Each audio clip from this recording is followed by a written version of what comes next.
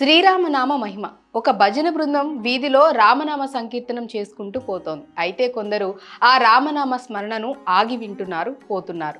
ఒకతను మాత్రం దానిని అపహాస్యం చేశాడు. అది గుర్తించిన ఒక జ్ఞాని అతనికి రామనామాన్ని ఉద్దేశించి, దీన్నెప్పుడు ప్రతిఫలం కోసం ఇచ్చుకోకు, నీకు వీలున్నప్పుడల్లా చెప్పుకో అన్నాడు. సరేనన్నాడు అతను. కాలక్రమంలో అతను చనిపోయాడు. యమదూతలు అతని ఆత్మను తీసుకుపోయి యమధర్మరాజు వద్ద నిలబెట్టారు. యమధర్మరాజు అతని పాపపుణ్యాల లెక్కలను పరిశీలించి, ఓ మారు రామనామాన్ని ఉచ్చరించావు, అందుకు నీకు ఏం కావాలో అడుగు అన్నాడు. అయితే అతనికి జ్ఞాని చెప్పిన ప్రతిఫలం కోసం ఇచ్చుకోకు అన్న మాట గుర్తుకు వచ్చింది. కనుక అతను యమధర్మరాజుతో, మీరు ఏమి ఇవ్వదలుచుకున్నారో అది మీరే ఇవ్వండి, నేనుగా ఏది అడగను అన్నాడు. అతని మాటలకు యమధర్మరాజు విస్తుపోయాడు. రామనామానికి తాను ఎలా వెలకట్టగలనని అనుకున్నాడు. ఎందుకైనా మంచిది, ఈ విషయమై ఇంద్రుణ్ణి కలిసి ఆయనే ఓ నిర్ణయం తీసుకోమంటే సరిపోతుంది అనుకున్నాడు. అతనితో పాటు యమధర్మరాజు ఇంద్రుడి వద్దకు బయలుదేరి వెళ్ళాడు. అయితే అతను ఓ షరతు విధించాడు.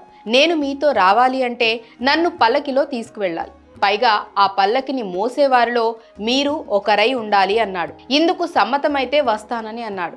ఇతను నన్ను ఓ బోయిగా చూడాలి అనుకుంటున్నాడంటే రామనామ మహిమ ఘనంగానే ఉందన్న మాట అని అనుకున్నాడు యమధర్మరాజు. అందుకే అతను ఇలా షరతు విధిస్తున్నాడని భావించాడు. అందుకు సమ్మతించాడు. పల్లకి మోసే బోయిలా యమధర్మరాజు ఒప్పుకున్నాడు. ఇంద్రుడి వద్దకు చేరుకున్నాడు. యమధర్మరాజు తన రాక కారణం చెప్పాడు. అయితే ఇంద్రుడు, రామనామ మహిమకు నేను వెలకట్టలేను అన్నాడు. మనమందరం కలిసి బ్రహ్మ దగ్గరకు వెళ్దామని అన్నాడు. యమధర్మరాజుతో పాటు ఇంద్రుడితో కూడా పల్లకి మోస్తేనే తాను బ్రహ్మ వద్దకు వస్తానని అన్నాడు అతను. చేసేది లేక ఇంద్రుడు కూడా అందుకు సమ్మతించాడు. అందరూ కలిసి బ్రహ్మ వద్దకు వెళ్లారు. అయితే బ్రహ్మ కూడా తాను రామనామ మహిమకు వెలకట్టలేనని వైకుంఠం వెళ్లి విష్ణుమూర్తిని అడుగుదామని అన్నాడు. యమధర్మరాజు ఇంద్రుడితో పాటు బ్రహ్మ కూడా పల్లకి మోసే బోయలలో ఒకడయ్యాడు. అందరూ కలిసి వైకుంఠం వెళ్లారు. విష్ణువుతో తామెందుకు వచ్చామో చెప్పారు.